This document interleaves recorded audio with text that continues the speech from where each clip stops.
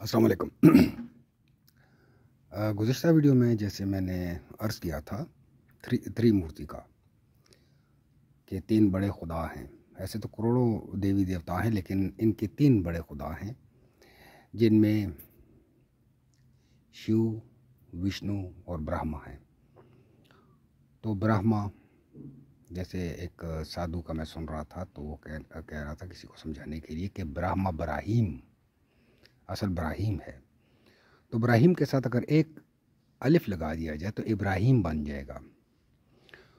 तो क्या ये बड़ा खुदा इनका जो है शिव और विष्णु से बड़ा, सबसे बड़ा खुदा वो इब्राहिम है। अब ज़रा इसकी ज़रा हिस्ट्री पे जाते हैं। तो जैसे कि मैं आपको बताता रहता हूँ कि स्वाबी, चारसदा, मर्दान, इसके दो तरफ दरिया हैं, दरिया सिंध और दरिया काबल, और दो तरफ इसके पहाड़ हैं, जिसकी वजह से एक कुदरती किला है। और जो जंगजू आते थे तो वो चारसदा के मकाम पे, जहाँ पे ये दरिया काबल जो है तीन हिस्सों में तकसीम हो जाता है, दरिया लंडाकी, दरिया स्वात और दरिया काबल। तो इसका पार्ट बहुत फैल जाता है, तो वहाँ से क्रॉस करते थे और इसी वजह से वहाँ पे जंगें बहुत ज़्यादा होती थी और इसी वजह से वहाँ का कब्रिस्तान भी बहुत ज़्यादा बड़ा है। तो वो इस रास्ते से आते थे और फिर यहाँ हंड के मकाम से या वाहिन के मकाम से या दीहन के मकाम से ये पार करके तो पंजाब में जाते थे। तो जब इब्राहिम अलैहिस्सलाम को आग में डाला जा रहा था तो ये बहुत बड़ा वाक़या था, बहुत बड़ा। तो नमरूद ने उस वक्त इर्द गिर्द के जितने बादशाह थे, यानी खुरासान की सल्तनत जो थी ये उसके नमरूद के हमसाया रियासत थी। तो यहाँ हमारे स्वाबी मर्दान चारसदा, इस इलाके का एक हुक्मरान था सुधिष्टर। अब हो सकता है मैं प्रोनाउंसिएशन में थोड़ी गलती कर रहा हूँ, लेकिन डॉक्टर अतर साहब ने मुझे यही नाम बताया था, क्योंकि डॉक्टर अतर साहब का भी इस पे बहुत बड़ा कमांड है। तो हम अक्सर इस पे बात करते रहते थे, तो ये वाक़या उन्होंने मुझे सुनाया था। तो उन्होंने कहा था कि यहाँ से सुधिष्टर जो है वो गया था और जब इब्राहिम अलैहिस्सलाम को आग ने नहीं जलाया तो वो ये ईमान ले आया था। और फिर जब नमरूद की कौम डिस्पर्स हो गई और वो तीन अतराफ़ में वो बिखर गई, हो सकता है ज़्यादा अतराफ़ में गई हो, लेकिन तीन के हमारे पास शहादतें हैं, बाकी अतराफ़ में नहीं है कि वो कहाँ गई। तो उन तीन अतराफ़ में जब वो बिखर गई तो इब्राहिम अलैहिस्सलाम शाम चले गए। वहाँ आप पे सुफ़े इब्राहिम उतरी और अब वो सुफ़े इब्राहिमी किस ज़बान में थी, इब्रानी ज़बान में थी या कदीम सरियानी ज़बान में थी, इसका मुझे नहीं पता, क्योंकि मैं लसानियात का तालिब इल्म नहीं हूँ, ना इतना समझता हूँ इसको। तो उन्होंने एक नुस्खा उस सुफ़े इब्राहिम का सुधिष्टर को भेजा था और इस इलाके में एक बड़ी अच्छा समाजी माशी माशरती निज़ाम कायम हो गया था और आला अखलाक की परवरिश हुई थी। तो जब आर्यंस यहाँ आए, यानी अरमिया से यहाँ तक आते आते उनको बहुत वक्त लगा, लड़ते भड़ते झगड़ते, रास्ते में कई रियासतों से वो लड़ते झगड़ते आए होंगे। तो जब वो यहाँ आए, उन्होंने यहाँ पे एक आला अखलाकी रियासत देखी तो वो इससे मुतासिर हुए। फिर जब पानीनी महाराज 3900 साल पहले उन्होंने संस्कृत का रस्म ख़त ईजाद किया, तो उसमें यानी ये उनकी अपनी ज़बान थी, तो उसमें सुहैफ इब्राहिमी का तर्जुमा हुआ, ट्रांसलेशन हुई और एक आला अखलाकी किताब उनको दे दी गई। उस वक्त आर्यंस ने दीन इब्राहिमी कबूल कर लिया था, लेकिन जब ये बाद में हिंदुस्तान गए और ये जो शयातीन अलिंस थे, इनके साथ इनकी सैकड़ों बरस की जंगें हुई हैं। अगर जैन मत की आप किताबें उठा के पढ़ लें तो उसमें लिखा हुआ है कि ब्राह्मणों की और खत्रियों की और इनकी यानी आर्यंस की, इनकी कई सौ बरस तक जंगें हुई हैं। तो आखिर ब्राह्मण गालिब आ गए और उन्होंने एक नया समाजी ढांचा दिया इनको, जिसमें माशरे को चार ज़ातों में तकसीम कर दिया गया। एक शूदर, सबसे निचला दर्जा, फिर वेश जो कारोबारी और ज़मींदार तबका था, پھر کھتری جو حکومت کرتا تھا، فوجیں بناتا تھا، جنگیں لڑتا تھا، اور پھر سب سے اوپر براہمن.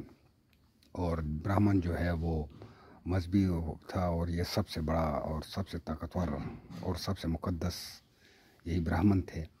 تو انہی براہمنوں نے پھر وہ براہیم کو جس کو آرینز ایک پیغمبر کی طرح سمجھتے تھے، اس کو انہوں نے خدا بنا لیا اور سب سے بڑا خدا بنا لیا، اور شیو اور وشنو کی انٹری بھی اس میں دے دی. ان شیاطین ایلنس کے میں آپ کو ایک اور بات بتاؤں. جیسے جرمن نازی آپ دیکھتے ہیں کہ ان کا سواستی کا نشان تھا، اور ہندوؤں کا بھی دیکھتے ہیں کہ سواستی کا ان میں مقدس نشان ہے.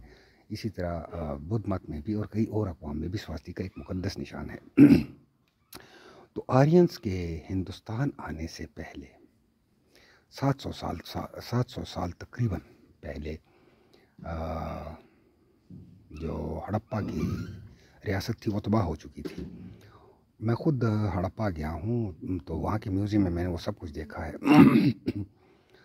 تو وہاں پہ بھی سواستیکا ہے، وہاں پہ بھی گائے اور بیل ان کو مقدس سمجھا جاتا ہے. تو پانینی کے نام پہ ابھی بھی یہاں سوابی مردان چارسدہ اس علاقے میں ایک گاؤں موجود ہے جس کو پابینی کہتے ہیں. یعنی 3900 سال میں صرف نون اور بے کا فرق پڑا ہے، یعنی اتنا فرق نہیں پڑا. پابینی نام کا اب بھی گاؤں یہاں پہ موجود ہے. ہاں، بات ہو رہی تھی کہ اچھا ہوا یاد آ گیا. جب میں ہڑپا گیا تو وہاں میوزیم میں ایک لاش تھی اور وہ فاسلز ہو چکی تھی. مزے کی بات یہ ہے کہ اور بھی دیگر بھی ہڈیاں پڑی ہوئی تھی، فاسلز تھے، فاسلز نہیں تھی، ہڈیاں پڑی ہوئی تھی. یہ ایک صرف فاسلز ہو چکی تھی. اور یہ کیوں فاسلز ہوئی تھی؟ نہ اس کی ہڈیوں میں وہ شکستگی آئی تھی جو ایک بھربھرا سا، ہڈی پرانی ہو جاتی ایک بھربھرا سا احساس ہوتا ہے، نہ اس میں وہ تھی. اس میں وہی ہڈیوں میں وہی چمک موجود تھی، اور وہ پالش اسی طرح کی پالش جس طرح تازہ ہڈی ہو. اور جو پرانے دوسرے مجسمے تھے ان میں وہ ہڈیوں میں وہ پالش نہیں تھی. تو اگر آپ کو یاد ہو تو میں نے کسی ویڈیو میں کہا تھا کہ یہاں پہ ایٹامک وار ہوئی تھی. تو چونکہ وہ مجسمہ بند تھا تو اس کو اور دیکھنے کی اجازت نہیں تھی. وہ بھی ان دوستوں کی بہت مہربانی تھی جو وہاں پہ تھے کہ انہوں نے بہت ساری معلومات ہمیں فراہم کی. میوزیم والے جو تھے، میں ان کا مشکور ہوں. تو میں نے آپ کو بتایا تھا کہ وہاں پہ ایٹامک وار ہوئی تھی. تو کیا اس مجسمے میں تابکاری تھی جس کی وجہ سے کوئی جراثیم وغیرہ، کوئی بیکٹیریا اس کی طرف نہیں گیا؟ اگر گیا بھی ہو تو مر گیا اس تابکاری کی وجہ سے، اسی لیے اس کی پالش برقرار رہی. اور پھر چونکہ یہ جس علاقے سے ملے وہاں پہ لائم سٹون بھی نہیں ہے، تو کہ ہم کہتے کہ اس نے اثر قبول کیا اور یہ فاسلز بن گیا.